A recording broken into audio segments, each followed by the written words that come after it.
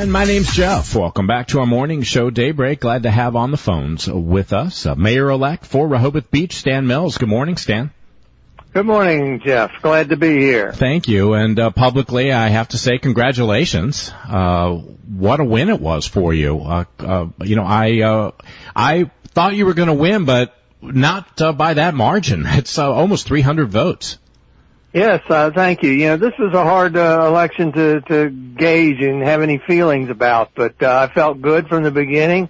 I missed knocking on doors and talking with people face to face, so obviously we had to use mailers and forums and word of mouth to get our campaign messages out. Yeah, it definitely is a different election for all involved. From the local level all the way up to coming up in November, our presidential elections as well. And, you know, you have quite a history with Rehoboth Beach, being a commissioner, being a resident for a couple decades in town. So you ran on the fact that you were experienced to take over as mayor, and that seems to have worked for you. I believe so. You know, I let's be mindful that I've been in town 22 years. I've been outspoken citizen and advocate for the citizens in terms of communications and things for 10 years prior to becoming a commissioner. And then I served 4 3-year terms, total of 12 years, and 4 of those as vice president. And I think people got to know me throughout those years and knew what my values were and the directions and the activities I did, and I think that certainly helped in this election. You know, I think one of the downfalls of Mayor Paul Coons was the community's reaction to the Koresh or the divinity scene not being allowed at the boardwalk. It brought a lot of media attention, a lot of emails, even some protests at City Hall. Wondering if you've given thought to this. Will the divinity scene be returning to the boardwalk this holiday season? Well, that's possible. Here's my point of view on that, and I've gotten a lot of questions about this, and my response has been pretty consistent that in terms of the nativity scene, I believe all religions have the right granted by the Constitution of the United States for the free expression of their beliefs in this country. And I believe Rehoboth Beach, we need to abide by the Constitution. It's a central principle of our nation. But I'm also aware, and maybe everybody else is aware, that there's a pending legal action against the city on this issue. And I believe in the rule of law. I would never advise the city to defy a court order, but if a court rules against free expression of religion, I would, as mayor, try to seek some way for religions to express themselves lawfully. And let me just add, I think this is a good example of the need for policies. I believe if the mayor had a policy on this, we would not have had this controversy that muddied our town for not 1 but 2 years. And so my commitment as mayor is that I will bring this in front of the commissioners to establish a policy on this. And, you know, this has been such a trying year for all local small governments across the country and even around the world with the COVID-19 pandemic. Taking a look at some of the moves that Rehoboth Beach has made, initially mask required on the beach, for example. The addition of outdoor dining right now, barricades put up to eliminate some parking around town for the use of establishing this outdoor dining. Can you think of any 1, 2, or even 3 things that maybe you would have suggested were done differently? Well, I had suggested all along that if we had started planning earlier, that maybe we would have been at a better place. You know, this obviously there's no rule book for how to react to a pandemic, and I think it had to be fluid. So I agree with that. But advanced planning, I think the mayor held on to it a little too long. There were almost 2 months before the first public meeting, and the public was starting to wonder how decisions were being made and everything. And in fact, so are the commissioners, his own commissioner colleagues. So I think transparency is very important, and that's, of course, one of my platforms.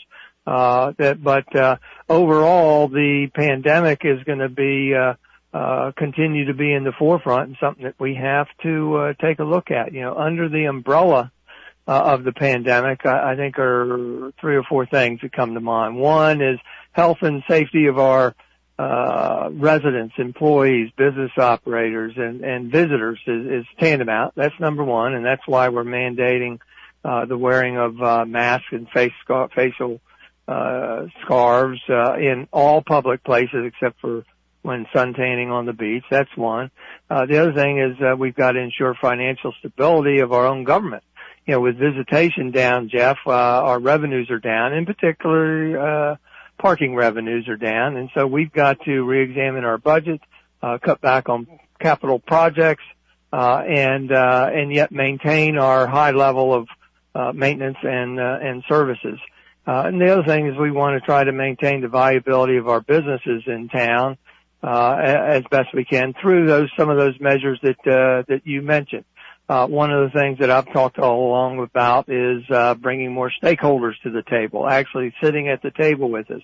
We've got 2 business organizations that we can bring there. Maybe we even need a medical consultant. That's something that needs to be talked about. But and then further to help the businesses, I think we need to do more positive marketing, such as Rehoboth Beach. We're open. We're welcoming. We strive for safety, and that's why we ask to wear masks everywhere except on the beach. And please come and walk our mile-long boardwalk. Enjoy our services. Dine al fresco in our expanded dining areas, and enjoy some of the retail merchandise from the sidewalks, like the sidewalk sale. Sure. And, messaging is so important, and consistency in messaging is very important. And that's one of the things that people are finding confusing, not just in Rehoboth Beach, but in Lewis and in Dewey Beach, maybe not as much, but Bethany as well, where there's no consistency between these communities. Well, I think that's something that we need to monitor, and we can do a better job of monitoring, even monitoring the governor's messages that get out there. I've got several complaints, if you will, or people from out of state pointing out that some of the messaging, for instance, that bars were closed in Rehoboth. People from Pennsylvania and elsewhere that were deciding whether to come here or not read that as all the restaurants are closed. And of course, we know that's not true. It's just the bars within the restaurants that were closed. You could still dine in. You could still dine outside if they had outdoor dining. You could still get drinks and beverages. So you're absolutely right. Consistency and accuracy of messaging needs to be at the top of our list. Yesterday, the city revealed their revenue for the first quarter of the fiscal year. Any surprises jump out at you? No, the primarily loss of revenue, of course, was parking, and we all expected that. We just didn't know how much it would be, and so again, that's where we need to sit down and probably at the end of the summer, I think, is what's anticipated, the end of September or so, when a lot of our summer revenues can be counted, and we can kind of get a better idea of what our losses are, and then do some analyses on how to go forward and do as much as we can with less. Coming up this Friday, public hearing, Clear Space Theater, taking over an area around the Circle. Your thoughts on their new location? Well, I concentrated, or my degree was in English, with a concentration in theater, so I love theater. Now I was behind the scenes. I was never a good actor, but in the design and lighting design, set design was my area. So I love theater. I love Clear Space. And all I ask is that for any of our businesses that they adhere to the zoning code or go through the proper channels to adhere to and obtain their permits. Now, I can't say anything beyond that because if there was anything that they wanted to appeal, it's Clear Space would appeal to the Board of Commissioners, and I don't want to be able to. I want to be able to participate in the future, so that's all I can really say about that. Okay, I understand. When you're sworn in, what, everybody seems to have in the back of their mind, one of their first orders of business. What might that be?